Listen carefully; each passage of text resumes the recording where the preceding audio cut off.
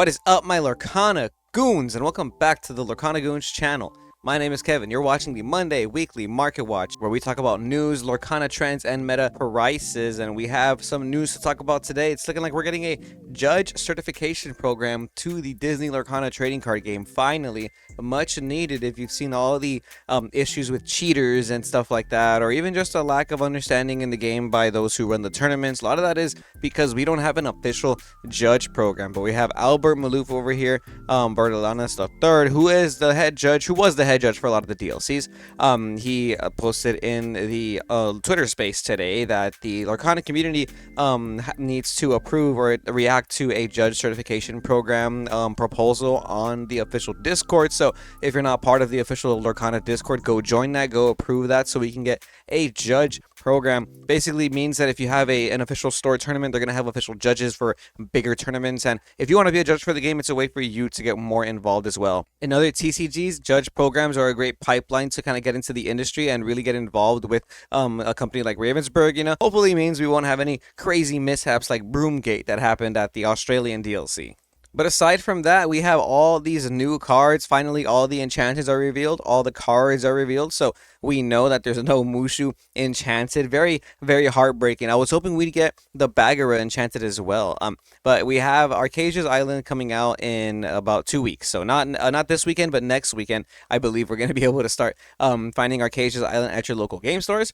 Pre-ordering, in my opinion, doesn't seem necessary because, as you can see from Target and Walmart and all these other places, there's plenty of Lorcana to go around. So I don't think you need to place pre-orders at a premium. You're probably going to be able to find these at MSRP, like with things like the Arcasia's Island gift box or a booster box even from your local game stores. Even some of these legendaries seem a bit hyped up in price right now, but we just want to say, we want to warn you not to buy the pre-orders. But we're going to talk about some of these legendaries and give our quick opinions on like price wise, you know what I mean? Because a lot of these are listed at like $25 today. So we have Bagheera, Aurora, and I believe Bagheera and Aurora, these are both $25 again. Not too heavy hitting in the meta, but Bagheera for sure. The Guardian Jaguar, I like this card a lot in Steel Deck, so I think this could be kind of a necessary card in the meta. So there's a world where this is $25, but with Lorcana, usually the prices just come down at launch. So we'll look at this in 2 weeks, right? Aurora does not seem like my favorite card. Like, I am not super excited to want to shove this in an Amber Steel deck. It will work in Amber Steel, but the ability of being able to ready this character when you remove damage doesn't seem like it's going to come up too often in traditional Amber Steel gameplay, right? Mickey Mouse, Inspirational Warrior, a pretty solid card, but $30 does not seem like a reasonable price point to pre-order this at. It feels like a niche card. Maybe if you're playing a deck with this Mickey Mouse in there, you might be playing more of a niche strategy, a different kind of combo. I don't really see Steel decks playing 4 of these, you know what I mean? So warrant this $30 price point. Tamatoa Happy as a Clam, $55 pre-order. Don't think it's necessary. Maui Shark is probably the most comparable card I could think of legendary wise, and right now Maui Sharks are only selling for $45. So Tamatoa Happy as a Clam is probably going to settle out around that price on launch week. But yeah, patience is definitely, I think, important when it comes to Lorcana launch weeks, and I'm going to be pretty patient with a lot of these legendaries and cards. Some of these non-foil legendaries are probably going to really go down in price, and maybe there's a world where you can pick them up at a really good price on that opening weekend. And same thing with cold foils. There's some cold foil possible meta staples that I'm already looking at. Like, hopefully the prices don't shoot up too much during opening weekend. Even enchanted rares, I just wouldn't pre-order any of the enchanted rares because they tend to really come down in price. It's kind of like other card games when the new set comes out. They tend to start at a really high point, and then you'll see them come down like 10, 20, even 30% as that set gets older and older, or even the next set comes out after that. So like a general rule of thumb for some vendors is that they don't like buying in like hits from newer sets. Like, let's say like enchanted rares, some vendors won't necessarily buy in enchanted rares from the newest set. At least not at like really, really close to market, because they know very well that the price will come down as months go on. And you can see it from Azurite Sea. A lot of the Azurite Sea enchanteds were more than $100, and then right now a lot of them, like the Gadget Hackett Wrench, the Tigger, and the Raya, those are all less than 100 now. But yeah, guys, Arcasia's Island hits stores on March 7th. The local game stores anyways, not your big retailers. So keep on the lookout for that. We're going to obviously have our price guide ready that week for you guys, some updated pricings. But for now, let's talk about some meta cards going into the new format. Strength of a Raging Fire is still selling for $15. And Steel is as hyped up as ever, bro. Everybody is talking about the blue steel capabilities. And this is probably one of the best cards you can use in blue steel because on turn two, you can have a bell already ready to go to sing this card. And you can play two more characters potentially if you're playing like a fast blue steel deck, right? The cold foils for this card are selling close to $30. Lowest verified 27.27. With $1.25 shipping, you're basically paying 29 to almost $30 for this cold foil. And if you have it for trade, make sure you're valuing it at an appropriate price. Make sure you let people know that that's a $30 cold foil in your binder. Calhoun the Goon. Tons of non-verified sellers have this card for around $11, but going by lowest verified, this is a $12 to $13 card, almost $15, getting very close. If you're buying this card online, you're gonna pay very close to $15. So maybe consider buying multiples from the same seller, like the Extend Provisions, lowest verified at $12.98, $13 each, but you get all four of them, your play set from one go. A very strong card going into the new format. A lot of people are hyping this up with Mushu as well, and cards like that. But I just think in general for any steel deck, this is going to be really good, right?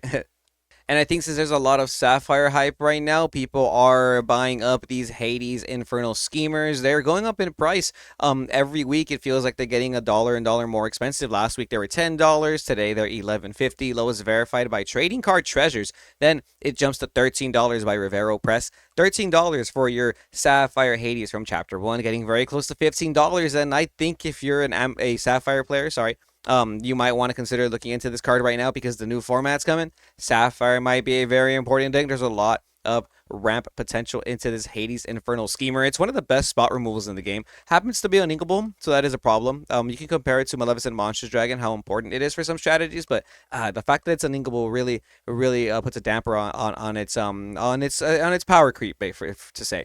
Oswald. Lucky Rabbit going up in price. These were about a $7 market price for the longest time, and they're starting to see a lot of sales this week. Lowest verified is $8.57 by the Rider store. Plenty of sales around that price, $7 to $8 right here. Rapunzel, gifted with healing, still selling for $50 each. Basically, lowest verified is $49.25 by Scott's Emporium. They have four of them for you. You can get them all from that one seller. Japanese non-foils are even more expensive than that seller. Even the Japanese ones are selling for $50. Is what it's looking like. Two Japanese are selling for more than English, and then some English ones in between. So $50 minimum, what you're paying for your Rapunzel gifted with healing. I want to check out the cold foils because there's less than 10 listings.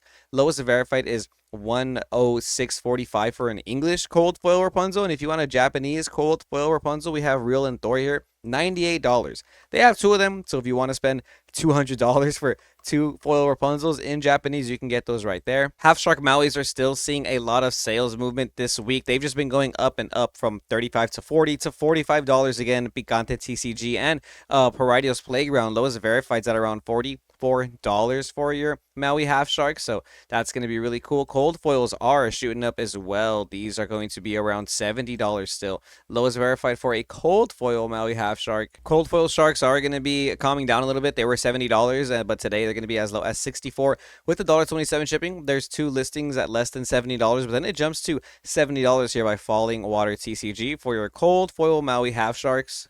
This is an important one. Clarabelle, Lighter No Hooves. We've been talking about this for the last couple market watches because a lot of people are hyping up Sapphire Emerald. Emerald in general is getting a power boost next format, which is really cool. Lowest verified now for your Clarabelles though for your Clarabelles are going to be $25.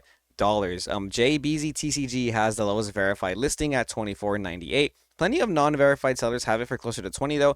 $16 with $5 shipping, $20, $21 with shipping included, but they're at least $20 now for your Clarabelle. Lighter No Hooves is really cool to see. Make sure you're valuing these cards right in your trade binder. You know you got to keep yourself updated on the prices for these cards. That's enough. That's enough for the meta cards for now. We don't even know what the meta is going to look like, but those are some trending cards right there. I want to talk about the Enchanted Zone that are also trending. Elsa, Spirit of Winter, seeing some more listings right here. They were selling for a little bit more than 800, around 850, and now you're not going to find listings for around that price anymore. Lowest non-verified is 900. We have a light plate for 950. Lowest verified for an Intermit, 960 with $3 shipping.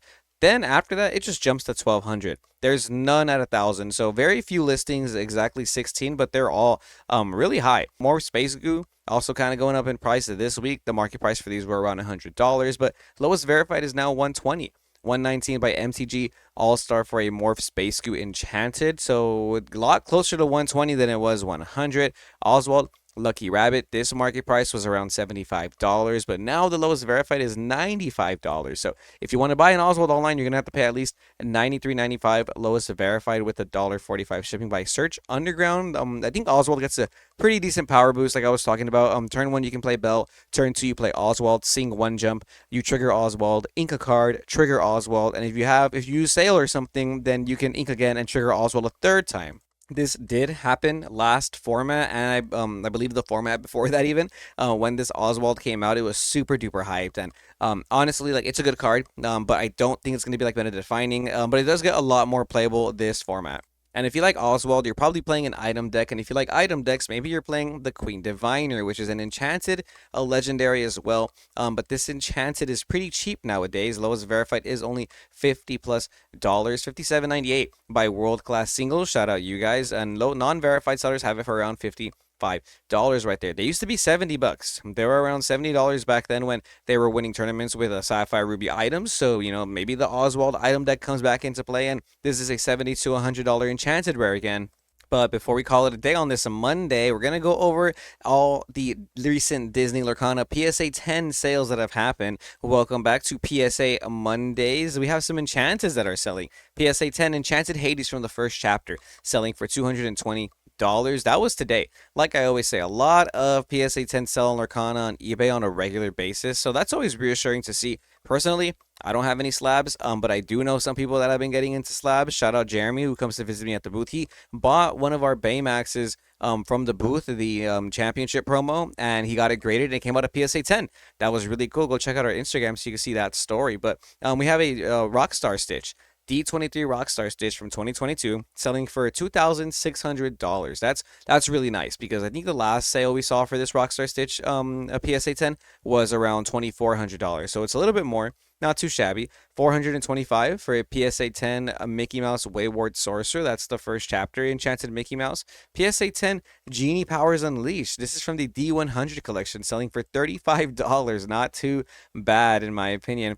Scrooge McDuck Uncle Moneybags. This is a foil PSA 10, selling for $50.